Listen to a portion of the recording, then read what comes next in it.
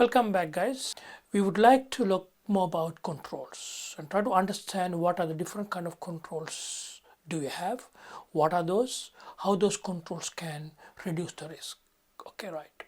Now, what are internal controls means? It's time for you guys to think about. Yeah. Internal controls means policies. It can be a policy, it can be a procedure, it can be a practice, whatever to implement to reduce the risk. Okay, think about this. You have your data within your organization and we want to reduce the risk. The control could be come from your senior management and tell, okay, all the data kept in your server has to be encrypted.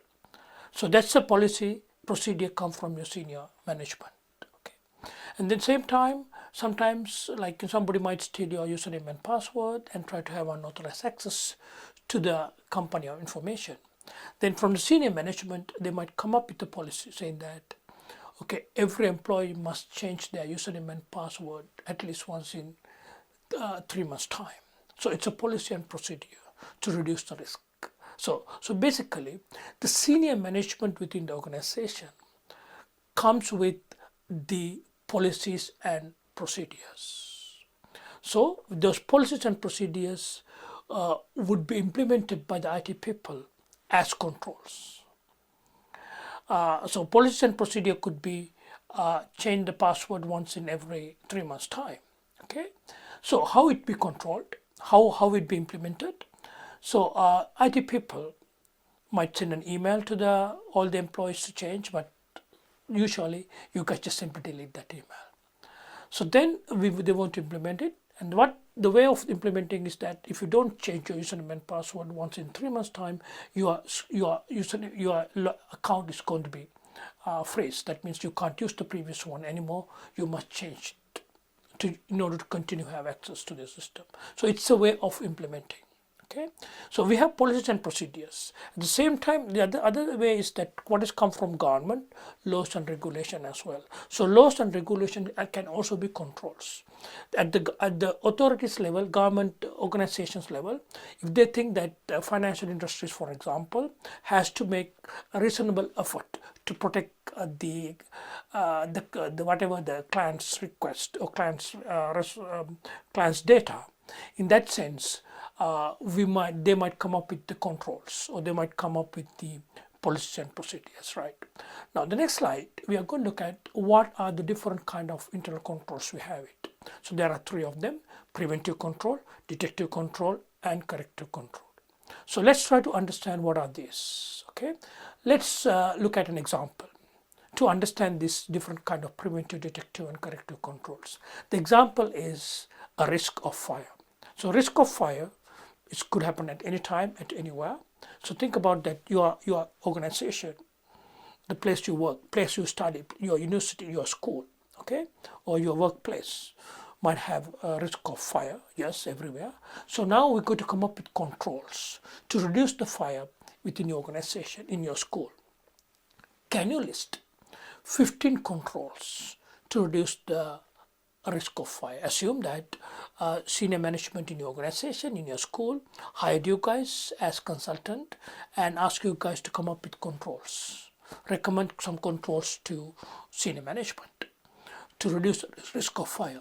So spend a little time, think about it, post a video, and see whether you can come up with 15 examples, controls to reduce the risk of fire.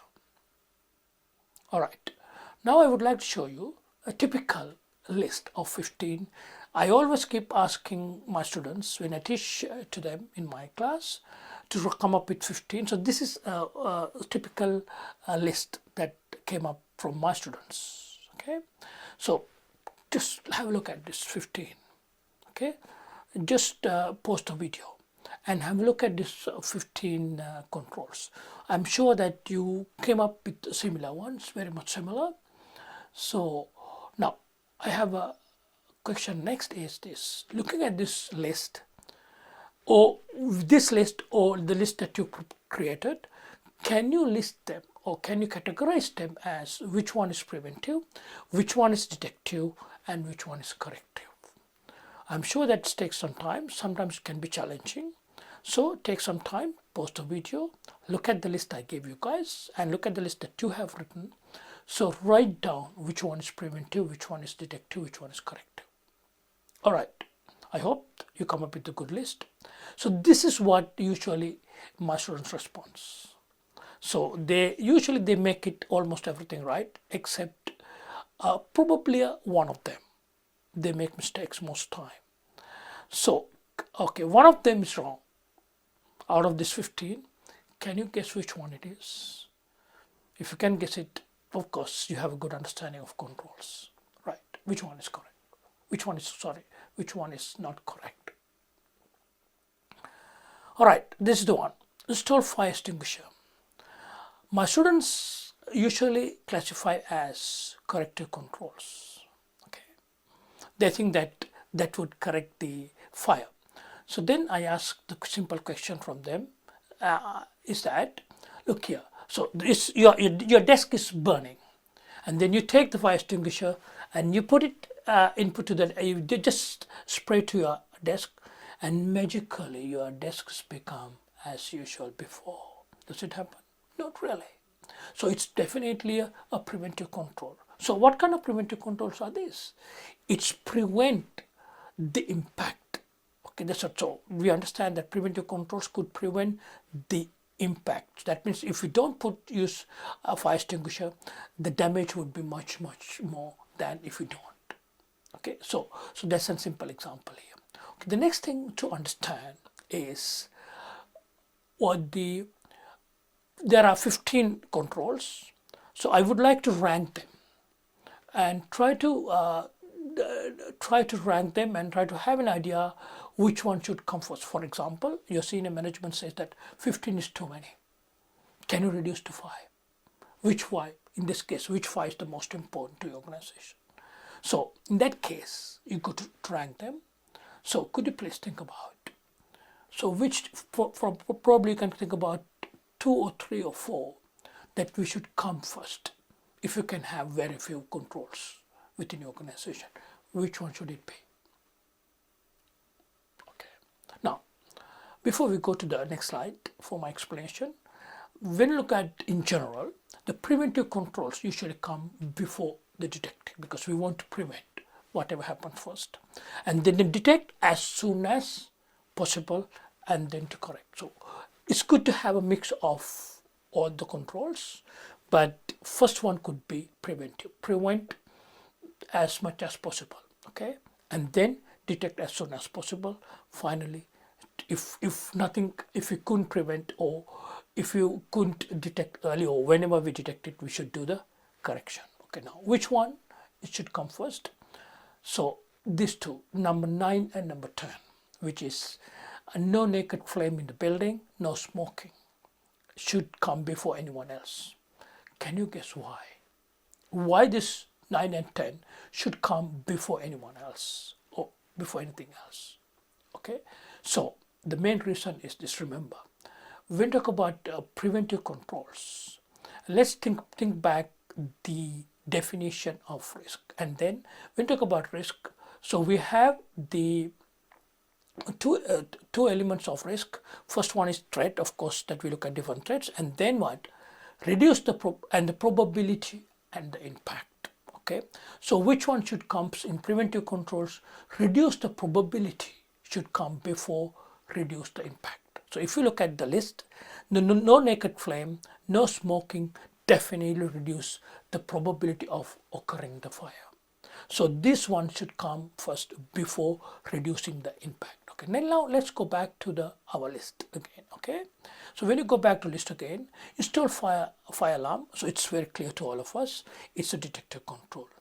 Use fireproof building materials. It's a preventive. What kind of preventive control is that? It is reduce the impact, because it's fireproof material, so that means it doesn't helps to spread the fire within your organization. And sprinklers is prevent to control, again reduce the impact. Okay, so that means whenever there's fire break out, after that when sprinklers are going to spray waters, and then of course it could reduce the impact. Fire drill when we have fire drill, so we practice it at least once a year. So in the event of fire, we know how to escape as soon as possible.